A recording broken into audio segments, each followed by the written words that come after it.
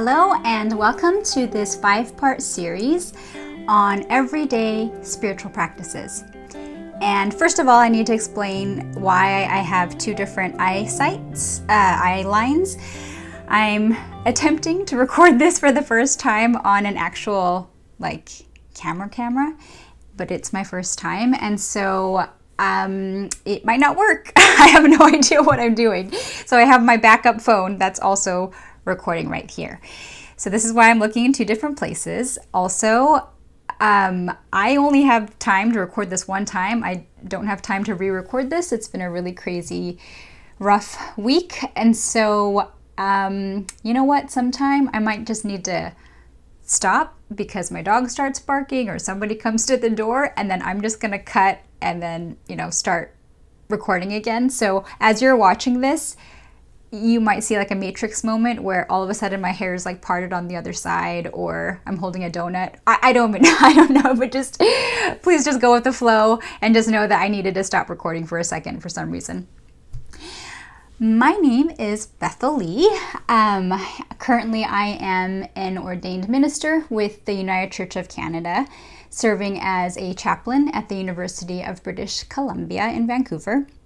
I'm the founder and director of Yoga Chapel, a content creator for East Lake Church, and a mother of a child with special needs.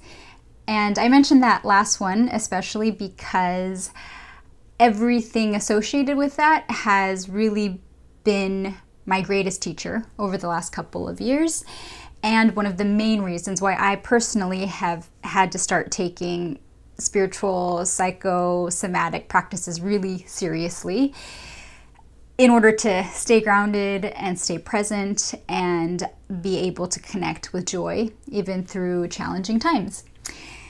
So in this time of high anxiety and hyper disconnection, I just want to offer you some real practical tools to help you ground yourself, to achieve awareness, hopefully, and to be able to lock into a sense of peace, even as we are globally going through tumultuous times. What I'll be sharing over the course of these 5 series are ancient spiritual practices that I hope I can shed some light on for you, and maybe even offer some new language around to help make them more accessible for your everyday life. And these are all practices that you can find within the core faith traditions, through all the core faith traditions, but because my training is in the Judeo-Christian tradition, that's the framework that I'll be leaning upon, the well of stories that I'll be drawing from as I talk about these practices. So the topics for each of the 5 sessions, to give you an overview, unless I change my mind, the topics will be as follows. The first session, unraveling the spiritual practice of confession. The second will be discerning the spiritual practice of choosing what's essential. Asking the spiritual practice of desiring. Seeking the spiritual practice of reframing. And finally, thanking, the spiritual practice of remembering. And the general flow of each of these sessions will be that I will first offer some storytelling, some teaching reflection for about 10 to 20 minutes, and then I'll guide you in doing some independent journaling by giving you these journal prompts, these journal stems to work off of. And then I'll usually give you about 3 questions for group discussions, what I call circle work. And then I will close with guiding you in actually trying out the spiritual practice that we're talking about with me. So that will be like 5 or 10 minutes. Heads up though that in the very first session, I'll be doing more talking just because that's the nature of that particular practice. And what I really hope that you'll experience over these 5 sessions is the way in which your personal story and the story of the universe, God, ultimate reality, and the story of your community. So your story, your community, and the big, big, big story. How all of these are connected to one another. And when these three circles overlap and interlock, I believe a space opens up for new understanding, which then enables new transformation to emerge. So that's my great hope with this series. And I just want to clarify a couple of things about journaling and circle work. So journaling, even if it's something that you don't normally do, I beg you over the course of these 5 sessions to really give it a try. And this goes for all of the spiritual practices that I'm going to invite you to engage in. You don't ever have to do it again if it doesn't serve you. But just try it once. Just give it yourself to it just this one time, because that's truly the only way that you will know whether it serves you or not. And though it seems like a small thing, journaling can be incredibly powerful. And you are, of course, free to journal in any way that you want. But with the journal prompts that I'll be giving you, I encourage you to do a real mind dump. Leave no room for your inner critic or any kind of filter as you write. Tell yourself, I think promise yourself that you're not going to show your journal to anybody. I think that will empower you to write more freely. And so when you journal, just kind of go into a stream of consciousness mode, because I truly think that this is the most effective way to release worries, anxiety, and stress. Some people describe this way of journaling as taking your monkey mind, and that overreactive, overly reactive, primal spinning ball of stress in your head, and trapping it onto paper, putting it into this 2-dimensional jail cell. And if you don't like the imagery of jailing your monkey, you can just imagine that the sheet of paper is a nice bed, and you are lovingly placing your stressed out monkey into bed and letting it take a nap. However you think about it, just keep writing. Don't use proper punctuation, and allow yourself to pivot your train of thought at any moment.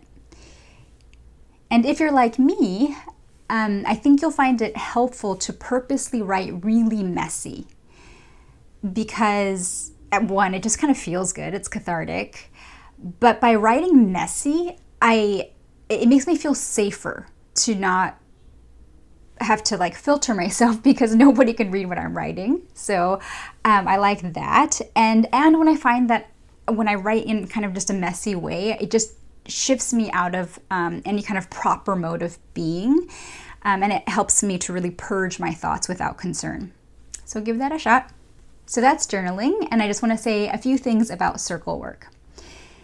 So because of the different hats that I wear, I know of at least 4 different communities that are planning to go through this series together. There's Eastlake, who are meeting in virtual breakout groups to do just the discussion questions together. There are yoga chapel groups. I'm going to encourage my students via my chaplaincy to form groups for discussions. And I'm connected to some local nonprofits who serve neurodiverse communities and their support networks. So there's that community. But even if you're not a part of a formal group, all you need is 2 or 3 people to do circle work. And maybe this is just you and your partner, or you and a friend. And just a heads up that, as usual, much of my content is for a mature audience. So parents, you can judge for yourself whether you want to involve younger members of your family in this series. And just the final thing that I want to say is something that I'm sure you already know. And that's that when you have these partnered or group conversations, this is not a time to correct or criticize what anyone else has to say.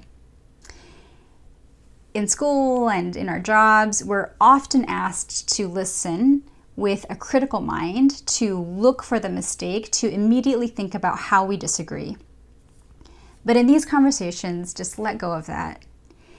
No matter how different someone else's experience might be from your own, as you listen, actively seek to resonate and understand. Because God knows the world needs more of that kind of listening. So no corrections, no criticisms, and no comparisons, even in your own mind. And to explain what I mean by no comparisons, I gotta go with Miss Brene Brown, who says, pain and emotions do not go away because we tell them they don't score high enough on the suffering board. In fact, when we deny them, they double down, grow, metastasize, and breed shame, which makes everything worse. Brene talks about how there's this lie that we get suckered into believing that if we ration compassion for ourselves, then we'll have more for other people. But that's not how it works, she reminds us. In fact, the more we practice true compassion and empathy for ourselves, the more we're able to give it to others. So no corrections, no criticisms or comparisons, and instead seek to resonate, relate, and remember that your story is worth talking about. It's worth sharing. Your life is worth giving some sacred attention to. Okay, that's the end of my intro. So whenever you're ready, I hope to see you at the first session.